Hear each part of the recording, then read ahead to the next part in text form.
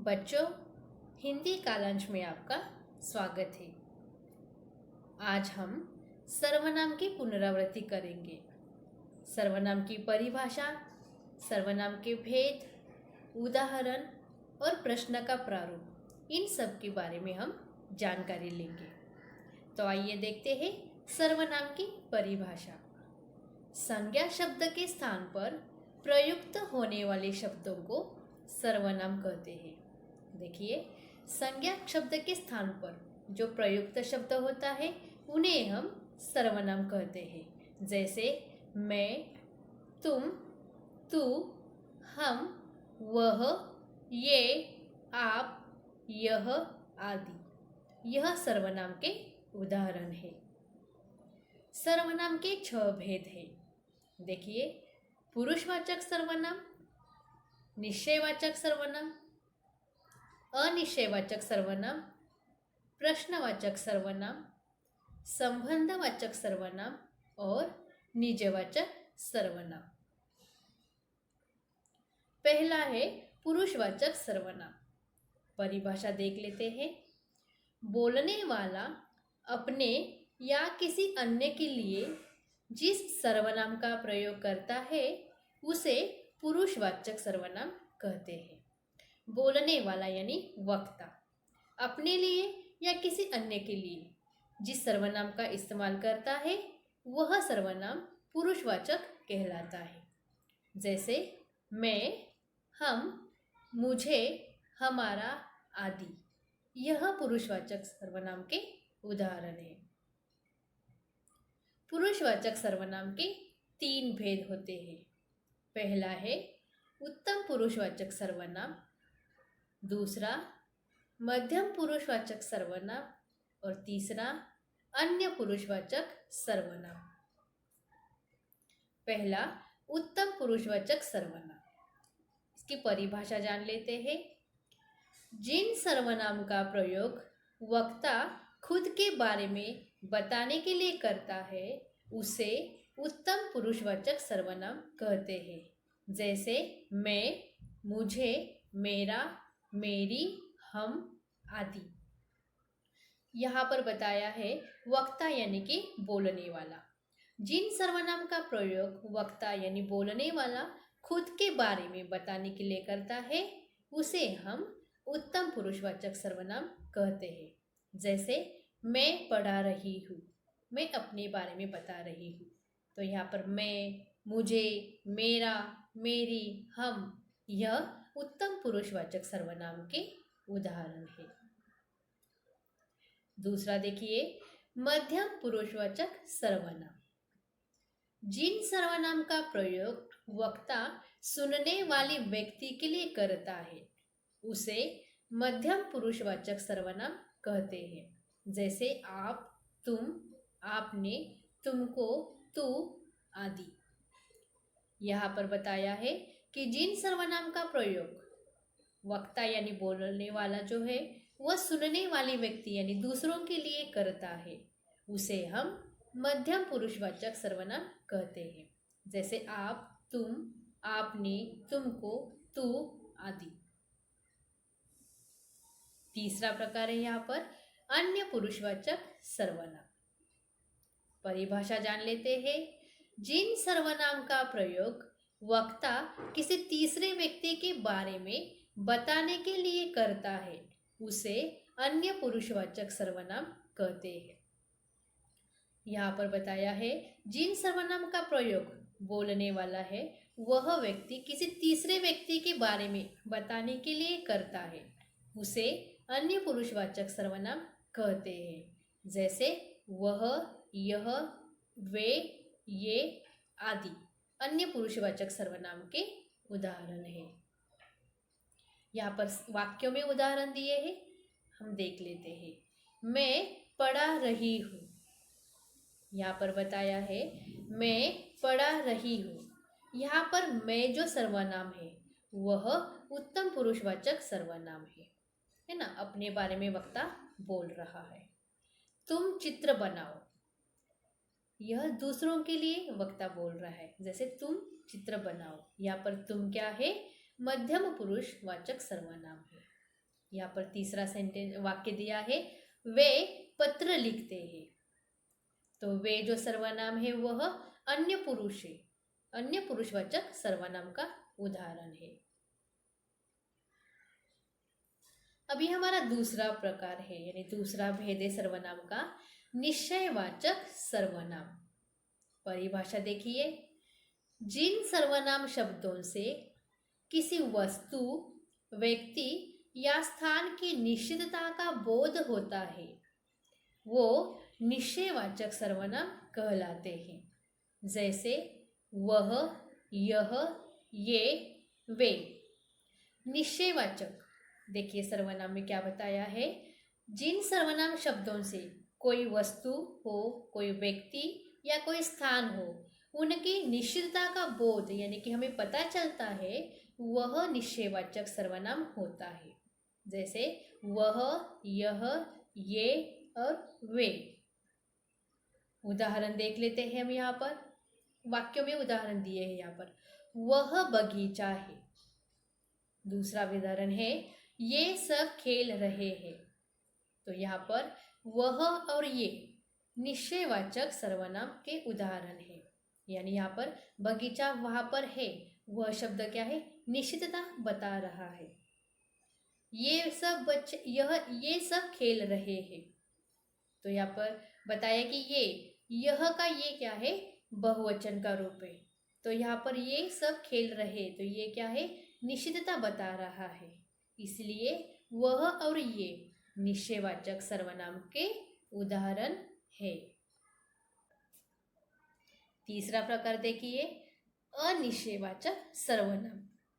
जिन सर्वनाम शब्दों से वस्तु, व्यक्ति, स्थान आदि की निश्चितता का बोध नहीं होता वे अनिश्चयवाचक सर्वनाम कहलाते हैं।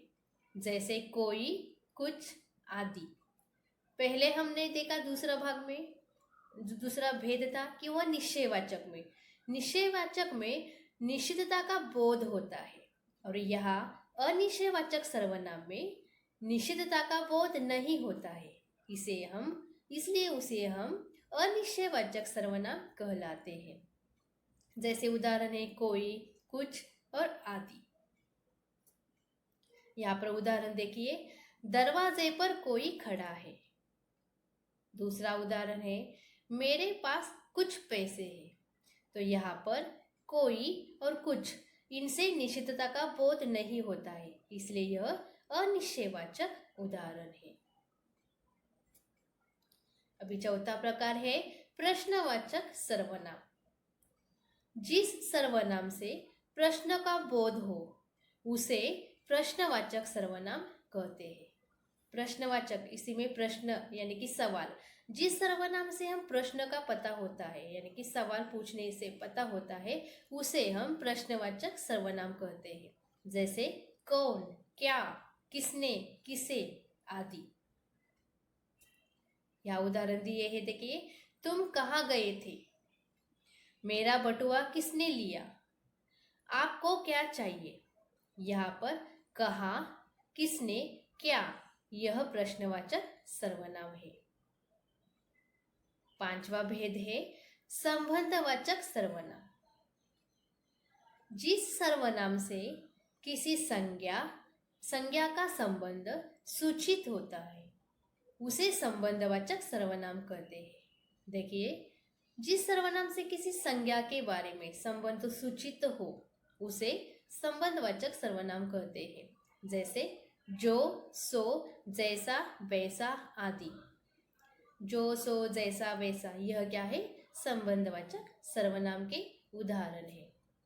यहाँ पर देखिए, जो बोओगे सो काटोगे, जो मेहनत करेगा वह सफल होगा। यहाँ पर जो, सो और दूसरे वाक्य में जो, ये क्या है, संबंधवाचक सर्वनाम है।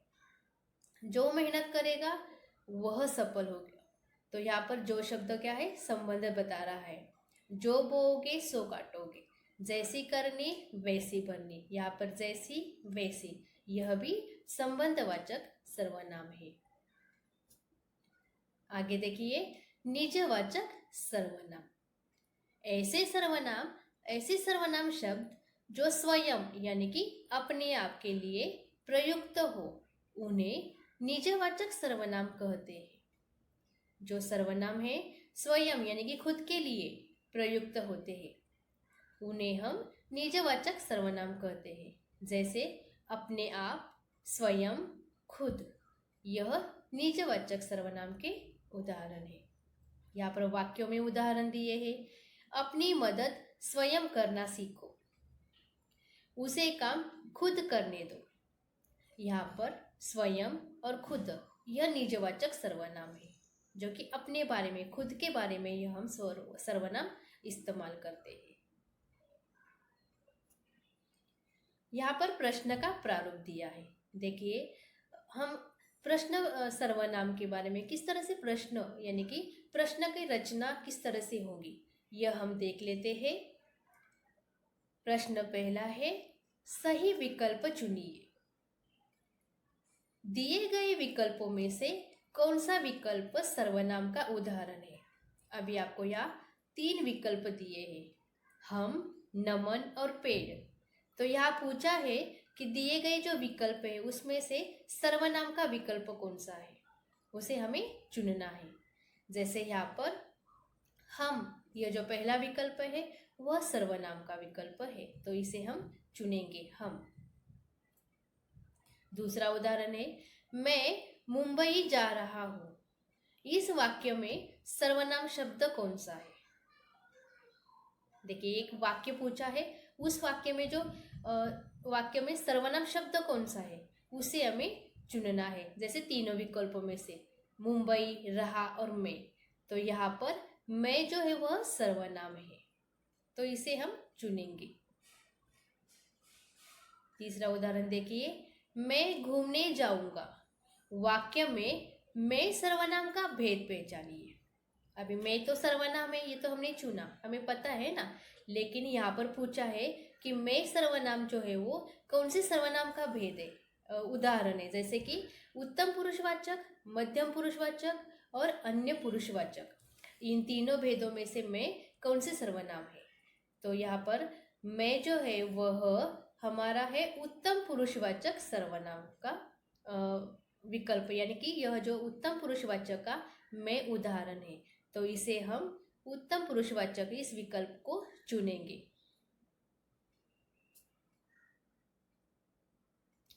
प्रश्न दूसरा है, अभी सही विकल्पों को चुनिए। दिए गए विकल्पों में से कौन से विकल्प सर्वनाम की उदाहरण है? तो यहाँ पर आपको जो विकल्प दिए हैं उन विकल्पों में देखना है कि यहाँ पर जो दिए हुए विकल्प है वह सर्वनाम के कौन कौन से हैं।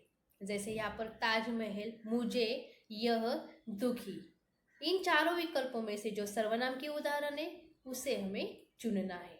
जैसे यहाँ पर मुझे और यह विकल्प जो है वह सर्वनाम के हैं, तो इसे हम चुनेंगे।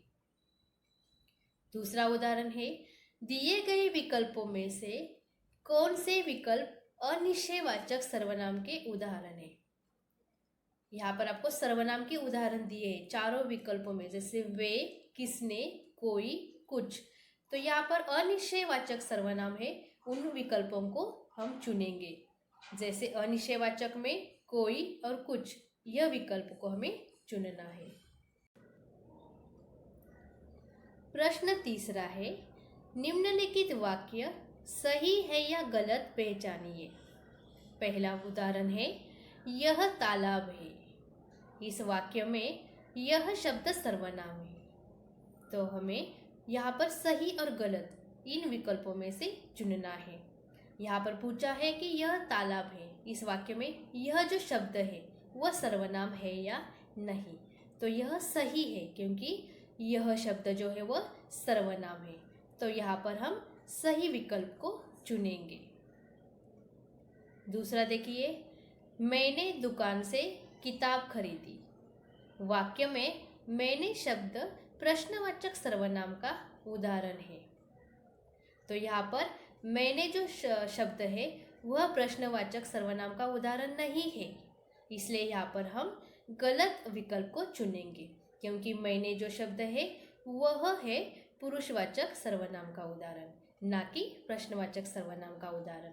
इसलिए यहाँ पर हम गलत विकल्पों को चुनना है हमें। तो बच्चों, इस कालांश में मैंने जो आपको सर्वनाम की परिभाषा, सर्वनाम के भेद और उदाहरण, प्रश्न का प्रारूप किस तरह से होगा, इन सभी के बारे में जानकारी दी। मुझे आशा है कि वह आपको अच्छे से समझ आई होगी। धन्यवाद।